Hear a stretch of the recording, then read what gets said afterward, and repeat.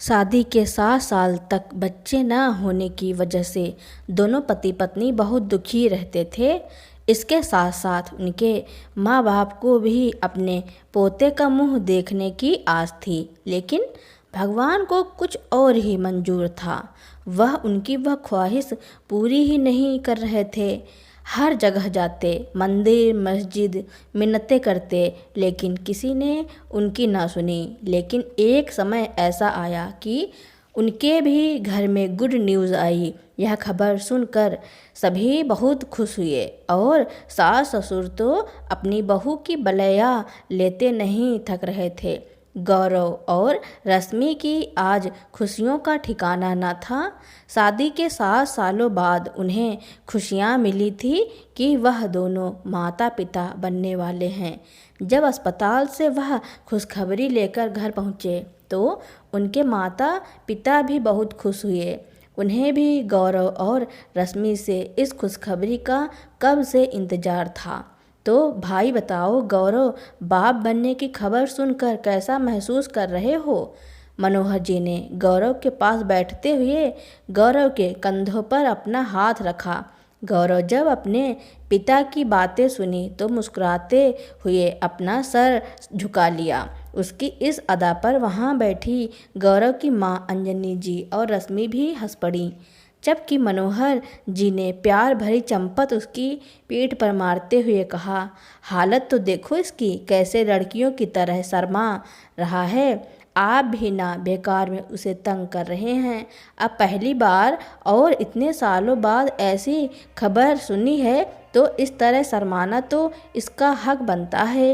अंजनी जी फौरन ही बेटे की तरफ से आगे आ गईं। फिर वह अपनी बहू रश्मि से बोली, बहू, मेरे बेटे की खुशी तो उसकी चेहरे से ही झलक रही है, तुम भी कुछ कहो। अंजनी जी की बातें सुनकर रश्मि एकदम से बौखला गई और घबरा कर बोली, मैं क्या कहूँ माँ जी। हाँ, आखिर तुम भी तो माँ बनने जा रही हो। अब से तुम नई जिंदगी में कदम रखने वाली हो। यह सब कुछ तुम्हारे लिए बिल्कुल नया और अनोखा होगा। इसलिए बताओ, अपने बच्चे के लिए तुमने क्या सोचा है? एक के बाद एक सवाल अंजनी जी ने अपनी बहू से पूछा।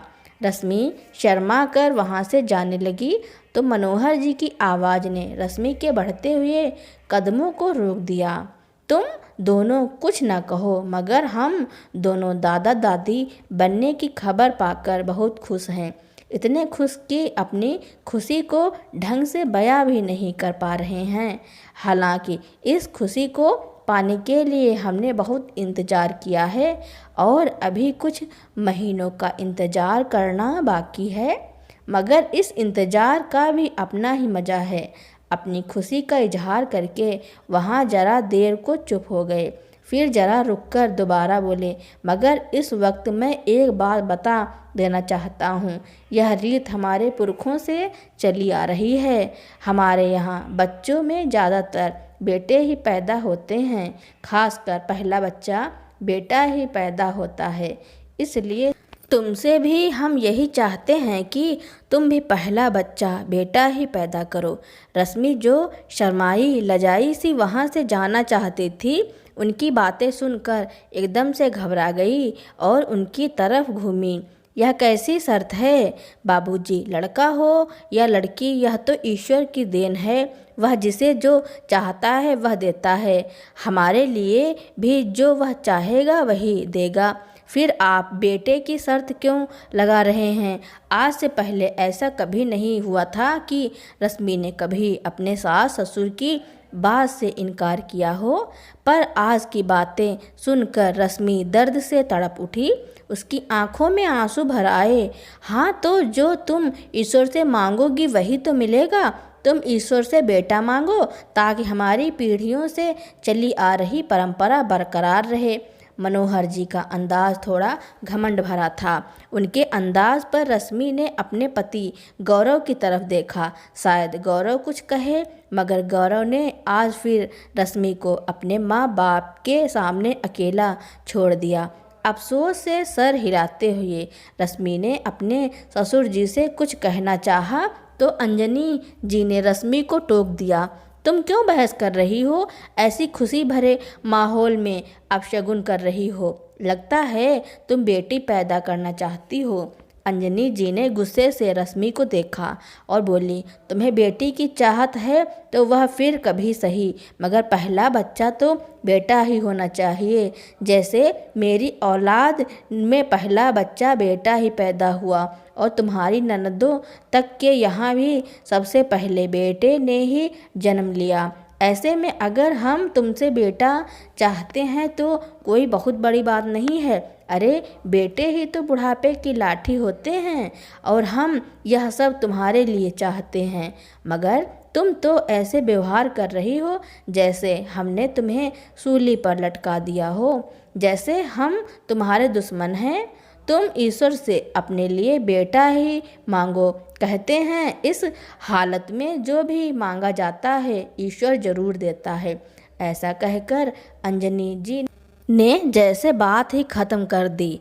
रश्मि सिर्फ रोती रही, कुछ न बोल सकी। बोलती भी कैसे? बोलकर वह सिर्फ अपने लिए ही मुसीबत खड़ी कर लेती। पर मन ही मन सोचने लगी, अरे ससुर ना समझे कोई बात नहीं, पर सास को तो समझना चाहिए।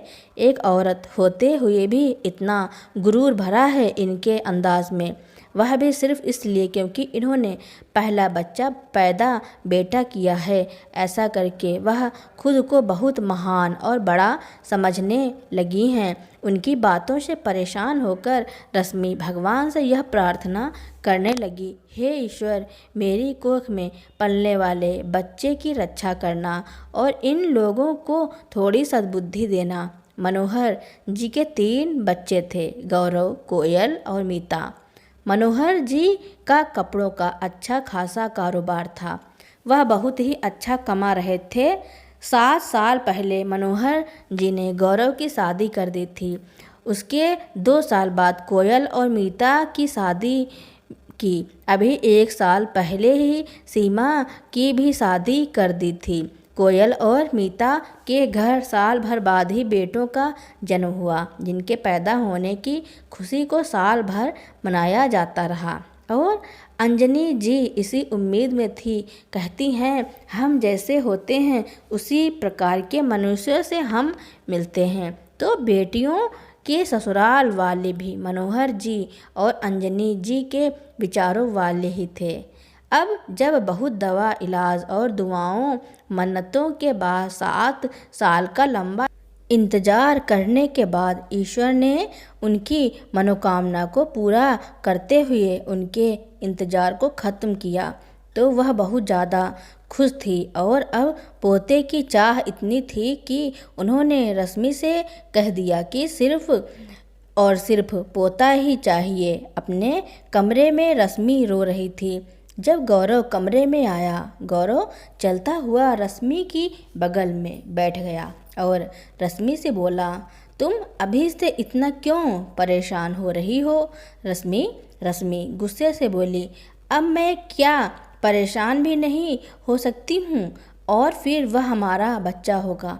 जब हमें कोई परेशानी या ऐतराज़ नहीं है कि मेरे बेटा हो या बेटी, तो दूसरों को क्यों ऐतराज़ करें? रश्मि, तुम शायद भूल रही हो, वह और कोई नहीं, मेरे माँ बाप हैं।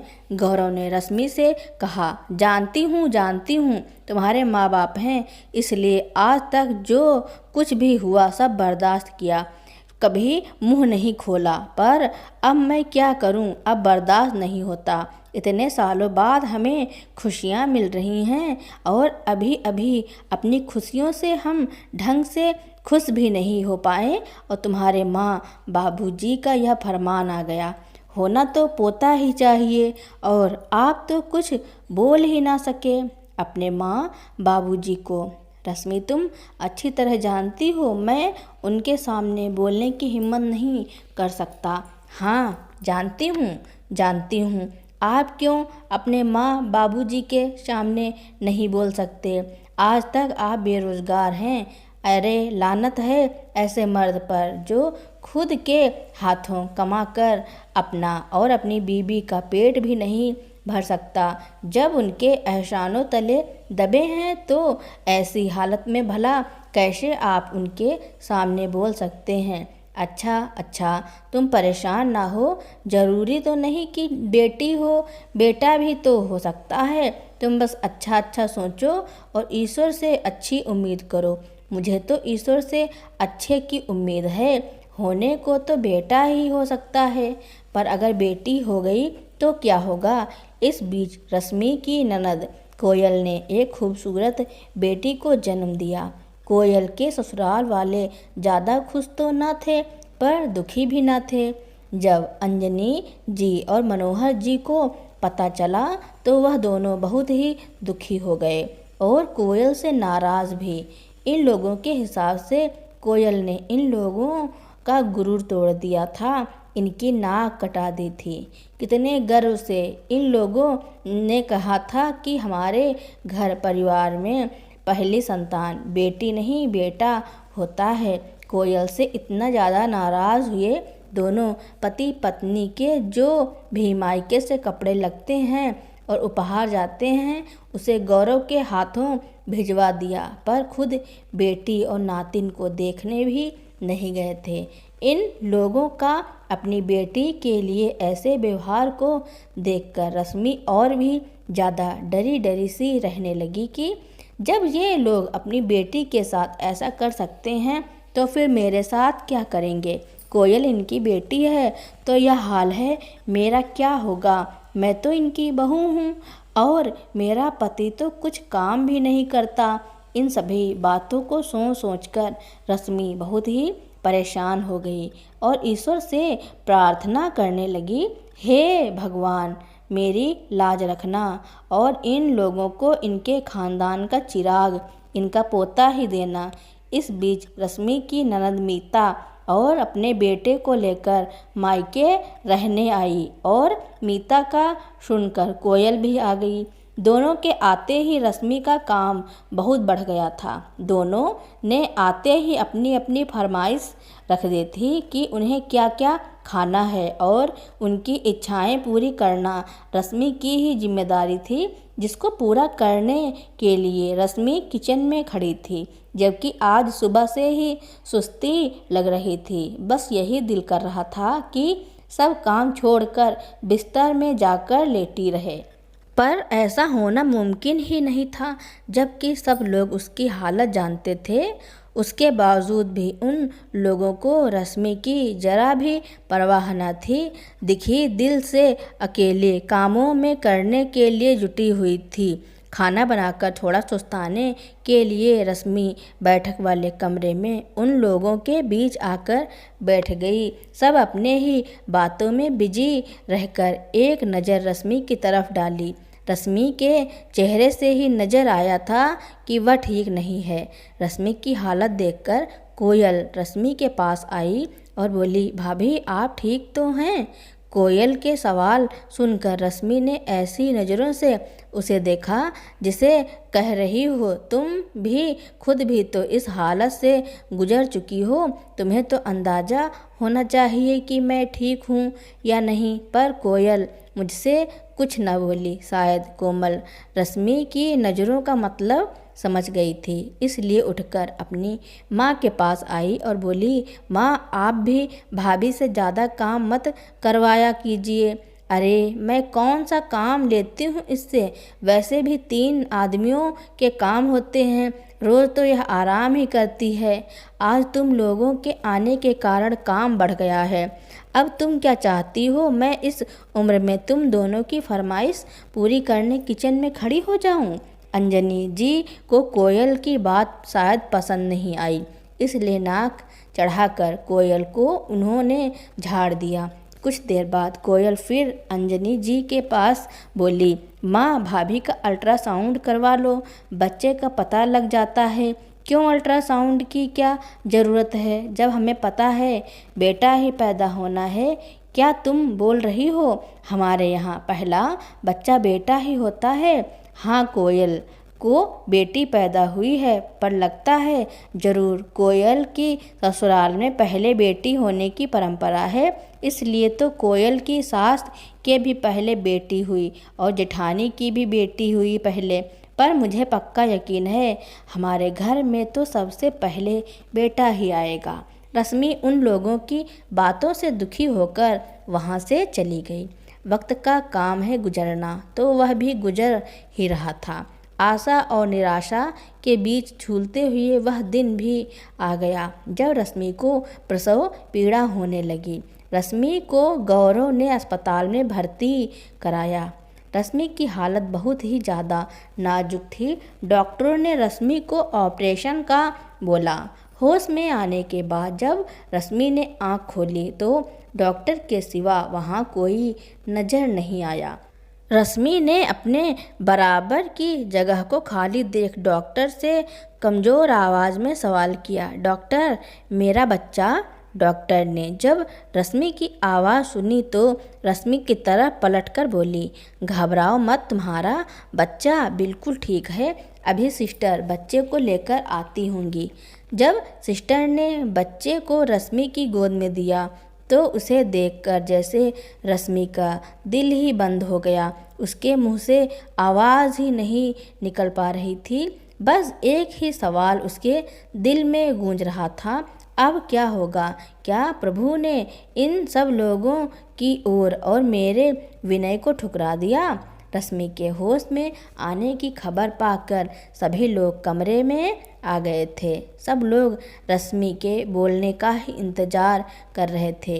रश्मि के कुछ भी कहने और सुनने से पहले ही सिस्टर एक बार फिर कमरे में आ गई। सिस्टर के हाथों में एक और बच्चा था। इसे लेकर सिस्टर ने रश्मि के बगल में लिटा दिया। रश्मि कुछ न समझने वाली नज़रों से सिस्टर को देखने लगी। रश्मि को अपनी तरफ हैरान नज़रों से देखता पाकर सिस्टर ने कहा, अरे आप इतना हैरान क्यों हो रही हैं? आपने जुड़वा बच्चों को जन्म दिया है, एक बेटा और एक बेटी। सिस्टर की बातों को सुनकर रश्मि की हाथ तुरंत ही भगवान को धन्यवाद देने के लिए जुड़ गए। हे ईश्वर, आपका लाख लाख धन्यवाद। आपने जो मेरी लाज बचा ली और मुझे इस मुश्किल से बचा लिया कि अब क्या होगा। अब तो तुम खुश हो ना? ईश्वर ने हम दोनों की चाहतों को पूरा कर दिया। तुम्हें बेटी मिल गई और हमें पोता। अंजना जी ने झट से रश्मि के बगल से बेटे को उठा लिया और उसका माथा चूम दिया। चूम कर मनोहर जी को दे दिया। सब बहुत ही ज़्यादा खुश थे। रश्मि तो बस इतना ही जानती थी कि आज उसका शरीर और आत्मा दोनों ही उस ईश्वर के आगे नत मस्तक हैं, जिसने उसकी लाज रख ली और हर तरह का डर खत्म कर दिया। माँ जी, मैं बहुत खुश हूँ। सास को जवाब देती हुई ममता भरे एहसास के साथ उसने गोद में लेटी अपनी बेटी की तरफ देखा, जो चुपचाप आंखें बंद करे अपनी मासूम नींद का आनंद दे रही थी। रश्मि के दिल में एकदम से प्यार का सागर फूट पड़ा और उसने झुककर धीरे से बच्ची का माथा चूम लिया। मनोहर जी ने बच्चे को प्यार करके गौरव के हाथों में दिया और अंजनी के साथ घर चले गए। अब कमरे में सिर्फ गौरव और रश्मि ही मौजूद थे। गौरव बच्चे को लेकर रश्मि की तरफ आया और करीब पहुंचकर बेड पर उसके सामने बैठ गया। गौरव ने रश्मि की तरफ देखकर धीरे से उसका धन्यवाद किया, जिस पर उसने गौरव को देखते हुए कहा, धन्यवाद मेरा नहीं बल्कि ईश्वर का कीजिए, जिसने हमारी विनती सुन ली और हमारी लाज रख ली। रश्मि, आज ये ना हुआ होता तो ना जाने अब क्या हो रहा होता। हाँ, तुम बिल्कुल सही कह रही हो। इस ईश्वर का जितना धन्यवाद करूं वह तो कम ही होगा, पर धन्यवाद पर तुम्हारा भी तो हक बनता है। तुम्हारे कारण ही आज हमें खुशियाँ देखने को नसीब हुई हैं। गौरव ने प्यार से रश्मि की तरफ देखते हुए कहा, तुमने जो मुझे खुशी दी है उसका मैं शुक्रिया अदा नहीं कर सकता, पर अब मैं अपनी पूरी कोशिश करूँगा कि कभी तुम्हें मुझसे शिकायत ना हो, जो हमेशा से तुम्हें रही है। गौरव का इशारा जिस तरफ था, रश्मि ने उसे समझा तो फौरन यकीन करती हुई नज़रों से गौरव को देखा। हाँ, मेरे पर यकीन करो, गौरव ने रश्मि को यकीन दिलाते हुए उसके हाथ पर अपना हाथ रख दिया। रश्मि धीरे से मुस्कुरा उठी और बोली, हमारी बेटी कितनी प्यारी है। बेटी नहीं, हमारा बेटा भी बहुत प्यारा है, जिसे तुमने अभी तक देखा नहीं। इसलिए अब अपनी बेटी मुझे दो और मेरे बेटे को गोद में लो। रश्मि ने हंसते हुए उसकी गोद से बेटे को उठाया और बेटी को उसकी गोद में दे दिया। 4-5 दिन बाद रश्मि की छुट्टी हो गई अस्पताल से और वह सब बच्चों को लेकर घर लौट आए। अब एक नई जिंदगी उनका इंतजार कर रही थी। जिंदगी बड़े ही खूबसूरत मोड़ पर आकर रुकी थी। 1 महीना बीत चुका था, फिर भी बधाई और उपहारों का सिलसिला जोरों शोरों से था। दोनों बच्चों के नाम रख दिए गए थे। अपने पोते का नाम मनोहर जी ने अपनी मर्जी से आदर्श रखा था, मगर पोती का नाम नहीं रखा था, तो रश्मि ने अपनी मर्जी से अपनी बेटी को खुशबू कहकर बुलाने लगी। दिन जैसे तेजी से बीतने लगा, सब कुछ ठीक ही चल रहा था और शायद ठीक ही चलता रहता, जो अगर उस दिन यह सब ना हुआ होता तो बच्चे की पैदाइश को 6 महीने होने को आए थे। रश्मि अभी तक अपने मायके ना जा पाई थी, इसलिए उस दिन रश्मि ने अपने मायके जाने का विचार बनाया। सास ससुर ने भी खुशी खुशी रश्मि को जाने की इजाज़त दे दी थी और वह खुशी खुशी सारी तैयारी पूरी करी गई। जब वह आदर्श को लेने अंजनी जी के कमरे में आई, तब अंजनी जी आदर्श को लेकर बैठी थी। अपने जाने का बताकर जैसे ही रश्मि ने आदर्श को उठाया, अंजनी जी ने टोक दिया, अरे बहू, आदर्श को क्यों उठा रही हो? रश्मि उनके सवाल को समझ नहीं पाई। रश्मि ने प्यार भरे अंदाज में जवाब दिया, अपने साथ ले जाने के लिए माँ जी। मगर तुम्हें किसने कहा कि तुम आदर्श को अपने साथ लेकर जा रही हो? रश्मि उनके सवालों को समझ ही नहीं पा रही थी। आदर्श उसका बेटा था जिसे माँ की ज़रूरत थी।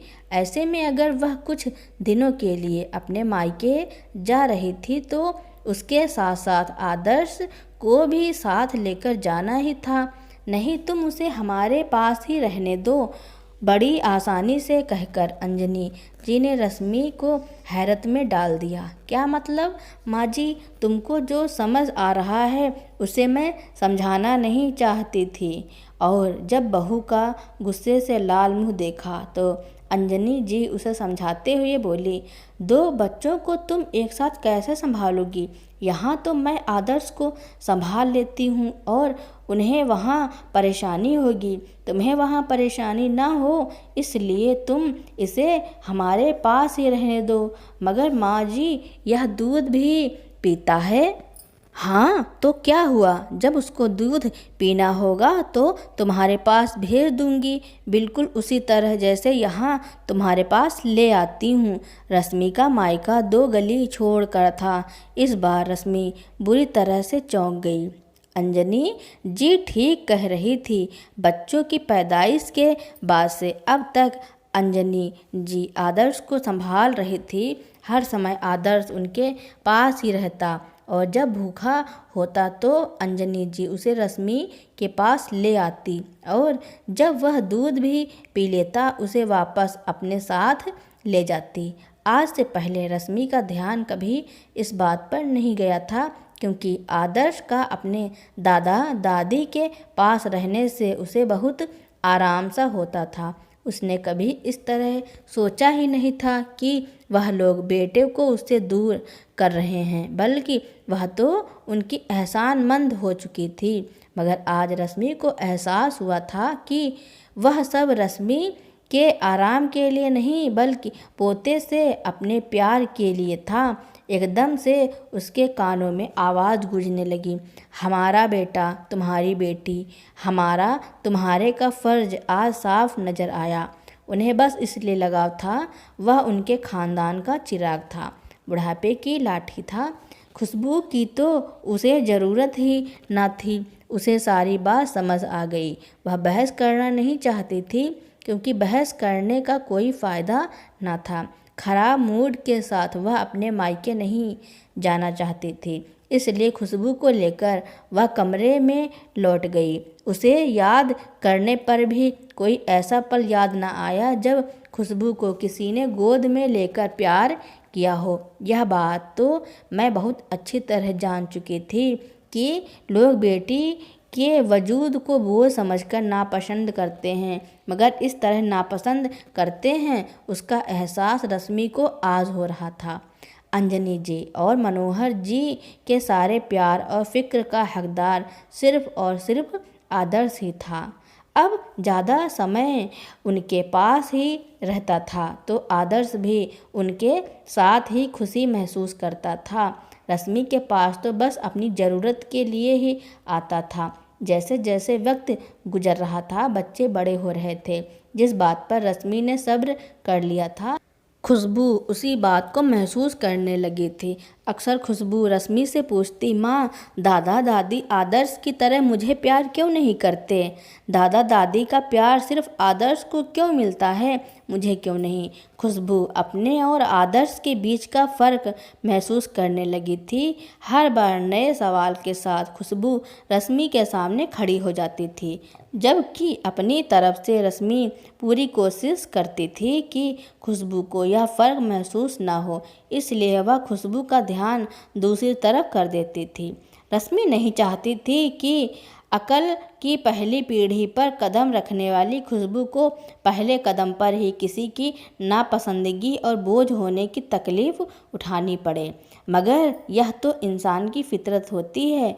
जो चीज़ उसे बिल्कुल मुश्किल दिखाई देती है वह उसी की चाहत करता है।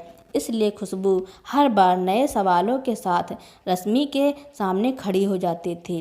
रश्मि खुशबू के सवालों को सुन सुनकर परेशान हो गई, जिस कारण रश्मि ने खुशबू को डांटना शुरू कर दिया। खुशबू अब रश्मि से सवाल करना बंद करके अपनी दादा दादी के व्यवहार का कारण पता लगाना खुद ही शुरू कर दिया, जिसमें खुशबू हमेशा नाकाम ही रही। खुशबू बहुत अच्छी लड़की थी। जितनी वह बड़ी हो रही थी उतनी ही समझदार भी हो रही थी, जबकि उसके साथ पैदा होने वाला आदर्श हद से ज़्यादा बदतमीज़ साबित हो रहा था। बात बात पर वह गुस्सा हो जाता था, पूरा घर आसमान पर उठा लेता। बहुत ही जिद्दी बच्चा था, पर वह जैसा भी था शायद उसमें उसकी कोई गलती नहीं थी, बल्कि गलती तो अंजनी जी और मनोहर जी की थी, जिनके बहुत ज़्यादा लाड़ प्यार करने से आदर्श बिगड़ गया। अब मनोहर जी का ज़्यादातर समय घर पर ही बीतने लगा था। मनोहर जी ने अपना सारा कारोबार अपने बेटे गौरव को सौंप दिया था। रश्मि भी गौरव को घर की बातों से दूर रखती थी। वह नहीं चाहती थी कि गौरव का ध्यान कारोबार से हटकर घर की समस्याओं को सुलझाने में बीते। वक्त का काम है गुजरना, तो वह आगे आगे ही बढ़ रहा था। अब बच्चे स्कूल से निकलकर कॉलेज में पहुंच चुके थे। अब आदर्श पहले से ज़्यादा लापरवाह हो गया था। खुशबू अब पहले से ज़्यादा संजीदा हो गई थी, मगर अपनी संजीदगी में उसे भी प्यार और सम्मान, बड़ों की इज्जत, मान मर्यादा और सबके लिए फ़िक्र ही झलकती थी। वह अपने माता पिता का ख्याल तो रखती थी, पर दादा दादी की नफ़रत के बावजूद भी अपने दादा दादी का ख्याल भी ज़्यादा रखती थी। वो इस उम्मीद पर कि शायद उनका पत्थर दिल उसके लिए कभी मोम हो जाए। वह आदर्श से भी बहुत प्यार करती थी, अक्सर उसे सही गलत समझाया करती थी, पर यह अलग बात है, आदर्श उसकी बातों को एक कान से सुनकर दूसरे कान से निकाल देता था। अपने दादा जी से नाराज़ होकर हमेशा की तरह भूख हड़ताल करके आपको कमरे में बंद कर दिया था। घर का हर आदमी अपनी अपनी कोशिश करके हार चुका था। रश्मि खुशबू के साथ खाने की थाली लेकर खड़ी थी। आदर्श, दरवाज़ा खोल बेटा। रश्मि ने आदर्श को कमरे के बाहर खड़े होकर आवाज़ दी, मगर उसके बार बार पुकारने के बाद भी आदर्श ने दरवाज़ा नहीं खोला, बल्कि बदतमीजी से बोला, मुझे बार बार दरवाज़ा खोलने के लिए ना कहो। तुम अच्छी तरह जानती हो, जब तक दादाजी मुझे कॉलेज ट्रिप पर जाने की इजाज़त नहीं देंगे, मैं दरवाज़ा नहीं खोलूँगा और ना ही खाना खाऊँगा। रश्मि और खुशबू निराश होकर वापस चली गईं। जब अंजनी जी ने खाने की थाली वैसी की वैसी देखी तो रश्मि से पूछने लगी, बहू आदर्श ने अपनी जिद छोड़ी या नहीं? माँ जी, आप तो अच्छी तरह जानती हैं कि अपनी बात मनवाए बगैर वह अपनी जिद नहीं छोड़ेगा। 3 बार खाना वापस लेकर लौट चुकी हूँ। कुछ सोचते हुए अंजनी जी मनोहर जी के पास चली गईं और रश्मि अच्छी तरह जानती थी अब आदर्श की जिद पूरी हो जाएगी। और फिर वही हुआ। कुछ देर बाद आदर्श कमरे से बाहर अपनी दादी के हाथ खाना खा रहा था। आदर्श को गए आज 1 हफ्ता हो गया था। घर में हर तरफ सन्नाटा छाया था। ऐसा लग रहा था आदर्श ही सारी रौनक अपने साथ ले गया है। खुशबू कॉलेज चली जाती है, रश्मि घर के कामों में बिजी रहती है, जबकि अंजनी जी ज़्यादातर अपना समय पूजा पाठ में व्यतीत करती और मनोहर जी थोड़ी देर बाहर घूम घाम कर घर वापस आ जाते। फिर उनका सारा समय अपने कमरे में किताबों को पढ़ते हुए ही गुजरता। 2-1 बार मनोहर जी ने आदर्श से बात करने की कोशिश की। फ़ोन पर आदर्श ने मनोहर जी से बात तक नहीं की। उनकी ऐसी हालत देखकर अक्सर अंजनी जी उन्हें छेड़ देती, बेटे से कभी इतना प्यार नहीं किया जितना कि पोता से करते हो। मनोहर जी हंसकर जवाब देते, भाग्यवान, ब्याज हमेशा सूद से ज़्यादा प्यारा होता है। मौसम ने भी करवट ली, जिसकी लपेट में मनोहर जी आ गए और मनोहर जी की तबीयत ज़्यादा ही खराब हो गई। डॉक्टर मनोहर जी का चेकअप करने आए तो डॉक्टर ने दवाओं के साथ साथ मनोहर जी का खास ध्यान रखने को कहा। गौरव ने भी अपना कुछ समय मनोहर जी के पास गुजारा, पर ज़रूरी काम होने की वजह से वह चला गया। खुशबू दादा जी के लिए सूप लेकर आई। जैसे ही खुशबू अंदर आई, मनोहर जी की आंखें खट की आवाज़ से खुल गई। उन्होंने देखा कि खुशबू एक सूप का प्याला लेकर उनके सामने खड़ी है। एक नज़र खुशबू को देखकर उन्होंने अपनी आंखें बंद कर ली। खुशबू आगे बढ़कर उनके बिस्तर पर बैठ गई। दादाजी, सूप पीजिए, उसने बड़े प्यार से कहा। रख दो, मैं बाद में पी लूँगा। आंखें अब भी बंद किए मनोहर जी ने जवाब दिया। फिर तो ठंडा हो जाएगा दादाजी, सूप तो गरम गरम पीने से मज़ा आता है। वह सूप पिलाने के लिए अपनी जिद पर अड़ी हुई थी। उसके इस अंदाज पर मनोहर जी को आदर्श का गुमान हुआ, पर वह तो खुशबू थी, उसकी हमशक्ल, उसकी बहन। वह गौर से उसे देखने लगे। अपनी तरफ दादा जी को देखते ही खुशबू मुस्कुरा उठी और बोली, अब उठ भी जाइए दादाजी, सूप ठंडा हो रहा है। उसके अंदाज में प्यार ही प्यार था उनके लिए। वह उसे नज़रअंदाज नहीं कर सके और फिर तकिए का टेक लगाकर बैठ गए। खुशबू ने उन्हें अपने हाथों से सूप पिलाना शुरू कर दिया। उन्होंने बिना किसी इनकार के सूप पीना शुरू कर दिया। इतनी ही देर में अंजनी जी कमरे में आईं और चुपचाप आकर उनके पास बैठ गईं। जब खुशबू ने पूरा सूप पिला दिया तो अंजनी से बोली, अब आप भी आराम कर लीजिए दादी जी, सुबह से आप बहुत ही परेशान हैं दादा जी के लिए। अब मैं दादा जी के पास ही बैठी हूँ। कुछ देर बाद खुशबू मनोहर जी से बोली, दादाजी, अगर आप कहो तो मैं आपको रामचरितमानस का पाठ करके सुनाऊं? खुशबू संकोच से मनोहर जी का मुंह देख रही थी। मनोहर जी ने खुशी से हाँ कहा तो खुशबू कमरे से बाहर चली गई रामायण लेने। खुशबू के जाने के बाद अंजनी जी ने मनोहर जी से पूछा, आज आप इतना चुप क्यों हैं? खुशबू बहुत ही अच्छी बच्ची है। अंजनी जी को उनके सवालों का जवाब नहीं मिला, पर जो जवाब मिला उसे वह हैरत में पड़ गई। आज तक मनोहर जी ने अपनी सभी बेटियों के लिए ऐसे शब्द इस्तेमाल नहीं किए थे जैसे वह खुशबू के लिए कर रहे थे। वह हंसी संभाली, फिर जैसे ही कुछ कहना चाहा, इतनी देर में खुशबू कमरे में आ गई। वह खुशी खुशी रामायण पढ़ने लगी। अचानक मनोहर जी ने खुशबू से सवाल किया, खुशबू तुम्हारा कॉलेज भी तो ट्रिप पर गया होगा? खुशबू ने उनके सवाल पर जरा देर को उनकी तरफ देखा, फिर मुस्कुराते हुए बोली, जी दादाजी, इससे पहले हमारा कॉलेज ट्रिप पर गया था, पर वह सिर्फ 1 दिन का था। तो बेटा तुम क्यों नहीं गई? अपने सवाल का जवाब उन्हें खुद ही पता था, पर फिर भी जवाब वो खुशबू से सुनना चाहते थे। मेरा मन नहीं था इसलिए मैं नहीं गई। उसके शब्दों ने उसे अंदर तक हिला दिया था। वह जानते थे कि अगर वह जाना भी चाहती तब भी ना जा सकती थी, क्योंकि वह उसे कभी जाने की इजाज़त नहीं देते। आदर्श को हर सूरत पर जाना था, इसलिए वह इजाज़त ना मिलने के बावजूद ज़बरदस्ती इजाज़त लेकर चला गया, क्योंकि वह लड़का था और हर तरह की आज़ादी का हकदार भी था।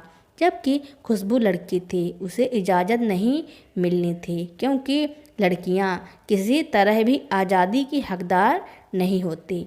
लड़कियां तो बस बोझ होती हैं, जिन्हें उनकी शादी से पहले और शादी के बाद तक हर सूरत पर बर्दाश्त करना होता है।